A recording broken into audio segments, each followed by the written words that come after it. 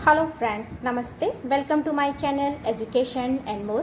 Friend, जैसा कि आपको पता है कि हर दिन हम आपके सामने एक नए टॉपिक के साथ उपस्थित होते हैं और आज का मेरा टॉपिक है डिप्रेशन, जो कि आज के समय में युवा वर्ग से लेकर के बच्चों तक में यह समस्या देखी जाती है।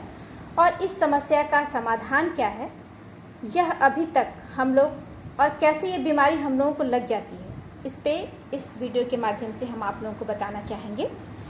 हम जब बचपन में छोटे थे तो हम अपने माता पिता और घर के बड़े लोगों के मुख से हमने यह बातें सुना था कि मन के हारे हार है, मन के जीते जीत। अर्थात हम मन से जैसा सोचते हैं हम वैसे ही हो जाते हैं।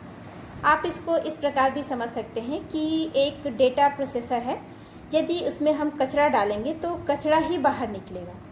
इसका परिणाम है कि इसमें भरी गई सामग्री से बेहतर नहीं हो सकता है। इसी प्रकार से हमारा मन भी एक डेटा प्रोसेसर है, यदि हम इसमें अच्छे विचार डालेंगे तो इसका परिणाम भी अच्छा ही निकलेगा।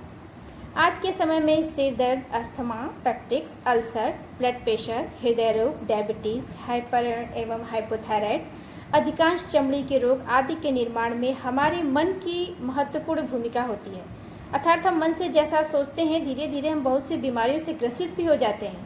निस्संदेह मानसिक रोगों का मूल तो मन ही है। चूँकि मन के विषय में मनोविज्ञान में पढ़ाया जाता है, लेकिन मनोविज्ञान को आत्मा के अध्ययन के रूप में परिभाषित किया गया था, न कि बीमारियों के अध्ययन के रूप में।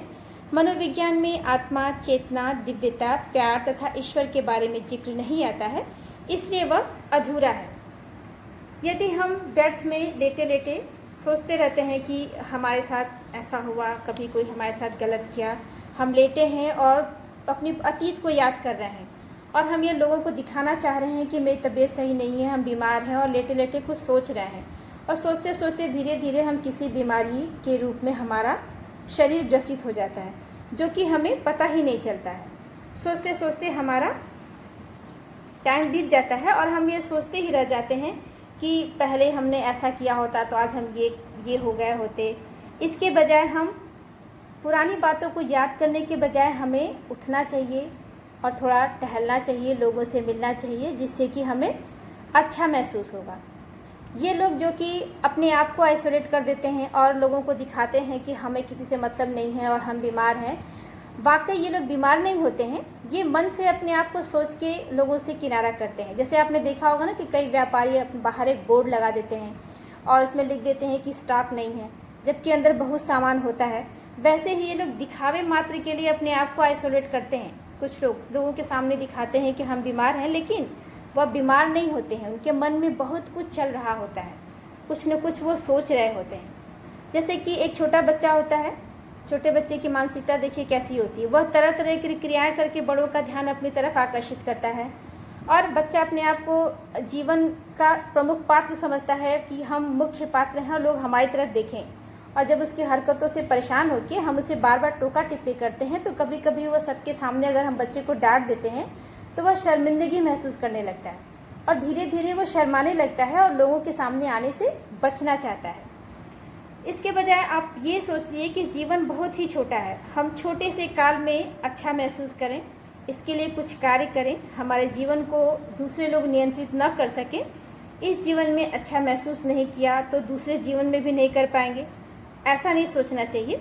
जीवन एक ही मिला है, उसको आप अच्छे से जिए और अच्छे विचार लाइए और अपने विचार करने का तरीका बदलिए। बच्चा जब जन्म लेता है तो उसके पास कोई विचार नहीं होता है और जब वह समाज में आता है तो धीरे धीरे विचारों को सीखता है।